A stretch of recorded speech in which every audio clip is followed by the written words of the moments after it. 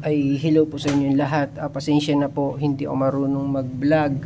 Sabi ko lang sa sarili ko na kapag nakapasa ako, mamimigay ako ng libreng reviewer na ginamit ko nung nag-exam ako. Kaya kung gusto niyo po ng reviewer, mag-comment lang po kayo ng email address nyo, tapos baka pwede na rin i-share nyo tong video na to para sipagin ako magawa ng mga tutorial o ng mga natatandaan ko na lumabas ng exam.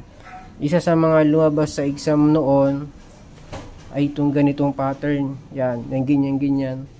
Pero hindi mismo yan yung question ha. Binabago-bago nila yung yan, ginagawa nilang 2, ginagawa lang ng 3, tapos ginagawa nila itong times. Hindi ko alam kung anong tawag sa ganyang question, pero 5 ang lumabas na ganyan. Isa nga pala akong unit earner lang, hindi talaga ako yung math major. Ang binigay sa akin ng PRC ay math major. Tapos ang ginawa ko, naghanap ako ng reliable na mga reviewer, kasi kung tutuusin, ang hirap mag-review sa math, napakalawak niyan. Kaya ang ginawa ko, naghanap ako talaga ng mismong yun na yun talaga ang lalabas sa exam. Hindi man yun yung mismong lumabas, pero katulad niya. Katulad nito, 5 question ang lumabas na ganyan. Paano ba natin masasolve yan? Ganito lang yan.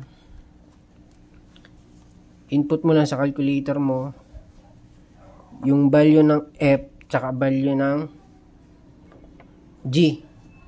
Yan. Pag na-input mo yan, ganito yan. Yung value daw ng F ay x squared. X squared plus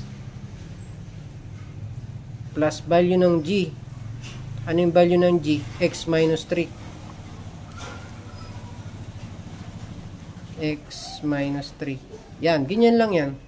Pag in-input mo yan sa calculator, ganyan. Input mo lang yung value ng F at value ng G. Pagkatapos, yung 4 na to, i-encode mo yan kapag pinindot mo na yung calc. Yan. Pindutin mo yung calc, sabay isulat mo yung 4, sabay equals. Ayun na, kuha mo na kagad yung sagot na 17 ang sagot. Ganun lang kadali yan.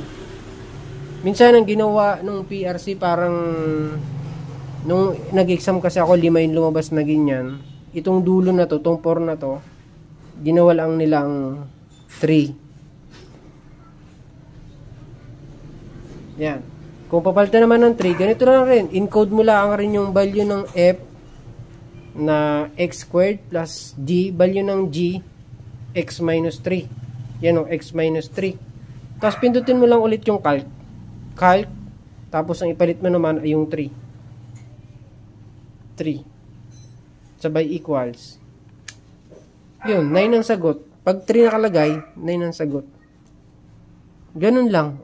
Sana share nyo to, kaya mag-comment kayo ng email address nyo. Gagawa pa ako ng maraming video na natatandaan ko, kung ano yung mga natatandaan ko nung nag-exam ako. Salamat po.